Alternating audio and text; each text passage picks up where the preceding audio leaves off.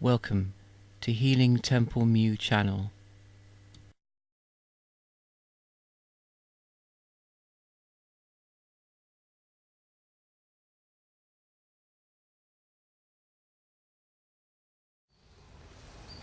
Now the big thing is, to what extent do these affect each other? Because that's important. Because it's no good giving people mental tools and mental healing techniques, positive affirmations, visualization techniques, if every time the mind tries to affect the body, everything's being undermined by environmental factors. So you have to think holistically. You can't just think of body, mind, individual. You have to think of individual and the whole planet, the environmental factors. So you have to think in terms of the broadest kind of reach of your theory of what's causing something to happen. So the causality could exist outside the body and the mind. However, it is possible for the mind to overcome even the bad interactions between the body and its environment, and provided there's not too much pollution or not too much change in situations or circumstances outside the body, in terms of environment, then the body or the mind can help the body to cope with all the changes that are going on in the environment. The mental side of it, I was thinking actually of Lyle Watson the other day. I think one of his books he describes, I think it's Supernature, describes all the shape of mind to come, when he says that the body will be absorbed into mind, that will become pure consciousness, and will be able to change everything. Well, the physical and the environment will be able to change that using our mental structures, and then eventually the whole physical envelope, if you like, will be absorbed into consciousness. And this is certainly what I have channeled, that MU, basically the inhabitants of MU, or the royal family of MU, became pure consciousness, so that when the tsunami came and took away the body, took away everything, there was still consciousness, there was still mind left. So you didn't even need the body at all in the end. But I think we're going a bit ahead of ourselves.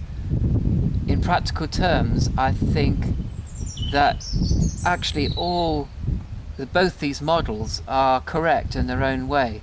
So that sometimes, the physical envelope, the physical body, is a closed structure, and relies on the environment. For example, relies on diet, relies on vitamins, minerals, and the balance between these. And sometimes the mind can be closed as well, a closed structure in the sense that intelligence or cognition or perception, the mind can actually sort itself out. Although I also think that given there's a continuum between mind and body, that there might be physiological or chemical problems in the brain which are causing mental problems. But consciousness, mind being so strong, can affect changes both in itself and in the body. And but we also have to bear in mind the environment in which the body is inhabiting or interacting with, if you like. So I think there's a kind of a flow of ideas, and what you'll find is that spiritual healing systems actually draw on both these models, the continuum model and the separation model. Because, for example, you could do yoga, and you could concentrate on the physical aspect of yourself only, and on the breath, and on physical relaxation. But of course, that may have effect on the mind as well. Concentrate on your diet, on vitamins, minerals, on having an adequate balanced diet, being free of pollutants, reducing the pollution in our environment. So I mean, medicine and politics go together. You can't have medicine separated out from politics and from making political decisions which will improve the environment in which we live.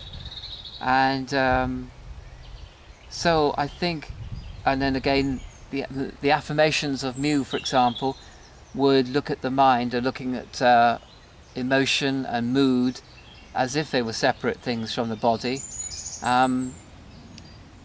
But also I think that the sigils or symbols of MU actually very much rely on this continuum model, and they're training consciousness. They're actually stimulating the mind to make the physiological changes in the body that will produce both physical and mental stability. So for example, I actually want to just show you one of the symbols or sigils of MU with which you start a healing session, either a self-healing or healing of others, the Abyss symbol. Because what the Abyss symbol does is it actually opens you up, according to the dialogue or the actual language of MU, the discourse of MU. It actually opens up the 7 layers of the aura or the etheric field to a spiritual healing. But what this may be saying really is that by looking at the sigil or symbol of MU, called the Abyss, and building up a mental association with that sigil or symbol, using sound therapy, using the image itself, using, so you're training the mind basically to be open to healing possibilities and to be open to its own inner healing capabilities. And I mentioned this sigil symbol of MU because I got to show you how to trace it out and how to do the sound that goes with the sigil. And I actually mentioned this sigil in another video. What I forgot to say was that you are supposed to give the following sound vibration with this sigil to activate the sigil using the discourse of MU itself, rather than, let us say, the Hamilton discourse. So basically you give the symbol, and I'll show you how to do that in a minute, and you give this sound vibration.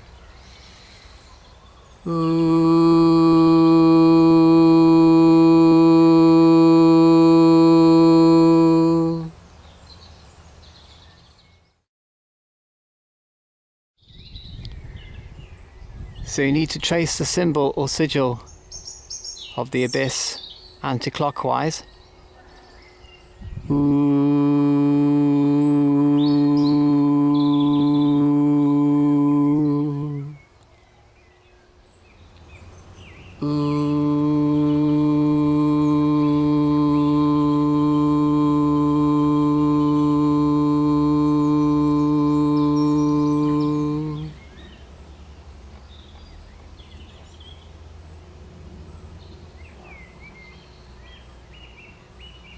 And having visualized the image in 3 dimensions receding into the background, into infinity, you take it into your aura with the hugging gesture. Thanks so much for watching. Bye for now.